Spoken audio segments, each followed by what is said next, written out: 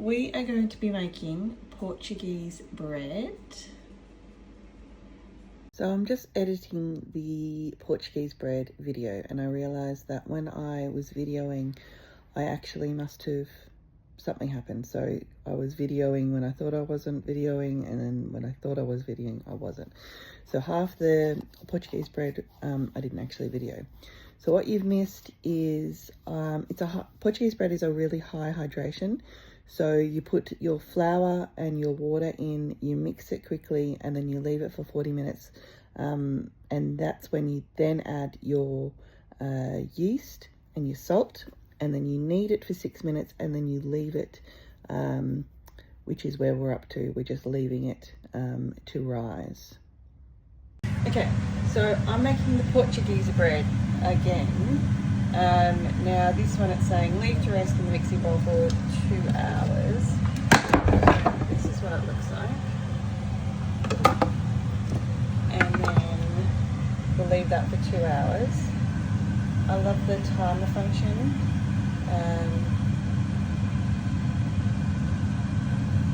So I can put that on. And then what I'm going to do is, I have to press play. I'm also going to make some cheese, because what I did last time is I had half a normal Portuguese loaf and half a cheese and bacon Portuguese loaf, and it was absolutely incredible. So I think I've said this before, I love the tasty Coles tasty cheese. I get it in the block, just so, and then I will cut it up as I go. So normally you can either do it with the slicer, but because it's going to go into the thing, it doesn't matter. So all in there. We have this one here waiting for this, because this cheese is left. So we're just going to do, I might even just put it on and listen.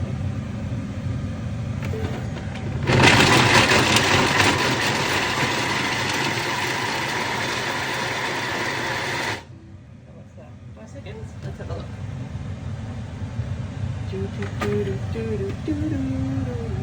Perfect. And that's all I'll use for to throw my cheese into my bread. So there you go. Just so I'll let you know. Talk to you soon. Bye. Okay, this has been an hour. I'm not waiting another hour. But what I'm going to do is I'm going to put some in there and then try and do something fancy. Okay. Seriously, so sticky. Put some in there. And this is so sticky. So I'm trying to, last time I just mixed it in with my hands and it was amazing, but this time I'm actually going to knead it for a little bit and see how it goes. The second part of where the video did not record. So once I have mixed the bacon and cheese, I then, with this one we were doing half and half. So one I pulled out and just sort of dropped it into the pot. I have like a very big, beautiful ceramic pot I lined with baking paper. So on half of it, I just put half of the, just the normal Portuguese loaf. And then after I've mixed the cheese and bacon into the other half, I've then put that into it. As I said, it's very, very sticky, so you can't really, although I'm going to try maybe some water or some oil or something on my hands next time to see if I can actually be more malleable, because it is so sticky that everything just sticks to it. So then I put that in, and then we throw it in the oven with the lid on. I cook it for 20 minutes with the lid on, then I take the lid off and cook it for 10 minutes with the lid off. And then I pull it out with the baking paper, and then just put it back in the oven, so all of the whole loaf can then get crispy. What I did in this recipe is I was in a hurry, so I pulled it out a little bit earlier. I only pulled it out after 5 minutes. So the cheese and bacon was a little bit, it ended up expanding, like as it had been all around, and then it expanded, and you'll see that coming up. And so then I cut them in half, and I rebaked the cheese and bacon. This dough is so sticky, so sticky. So I'm going to dough. Okay. Dough. No, oops, sorry, I was too slow. Dough. So after you have just washed it, so the bowl was so sticky, water, a little bit of soap, rinse it, and then it's fine. Like, seriously, there is now been an update if you have a TM7 for the Thermomix sensor, which is this. And what you can do, if you've had this, use the sensor before, but they've now just got the update. So I didn't actually get to use it, but you can actually do it for your breads, but you can do it for multiple other different things. But yeah, this is the brand new updated link for the sensor, and this is what it looks like. This is in its little case, and then you pull it out. A little sensor that you can pop into, and then you can do your breads and all your different meats. And so you put it in there, and then it is monitored in here. So if I said I wanted to do bread, enriched bread, and then you can have it, and then it'll actually come up.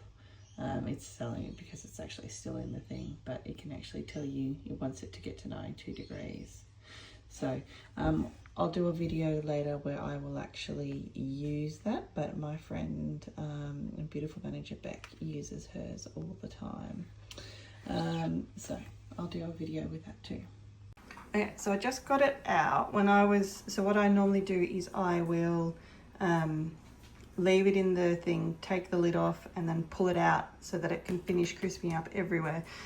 And in my rush, because I need to go out, I made this mess because this was a little bit softer. So this is hard, this is yummy. This feature is one of my favorites. So it's got 6 minutes left on the oven, but I'm about to do a few things, so I might not hear it. So I'll set it on here, and then it will come up on my phone, the countdown, and when that goes off, if I don't hear the oven beeping, it'll come up and beep on my phone. So it doesn't matter where I am in the house. So then I know that I need to come back. Okay, that's much better now. So just put it back in for a little bit. But yeah, as I said, if I had used the sensor, it would have been much better. So just remember, if you've already got one, that you can now use the sensor on the TM7. This is the remnants of yesterday's. They actually demolished it. So that one's still going. They completely demolished this one, so they made me make another one. I didn't have so you can see there's like the bacon on top.